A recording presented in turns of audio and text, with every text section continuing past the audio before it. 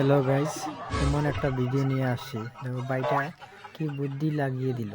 দেখুন এই ভিডিওতে বুদ্ধিটা কি লাগিয়েছে। কেউ সাইকেল চুরি করলে তার শাস্তিটা কিভাবে হয় এই ভিডিওতে দেখুন।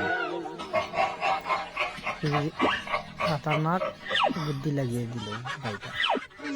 জীবনে সাইকেল আর চুরি করবে না। এই ভিডিওতে লাস্ট পর্যন্ত দেখে থাকুন। আর ভিডিওটা ভালো লাগলে ফলো করো, লাইক করো, সাবস্ক্রাইব করো, কমেন্ট করো, শেয়ার করো।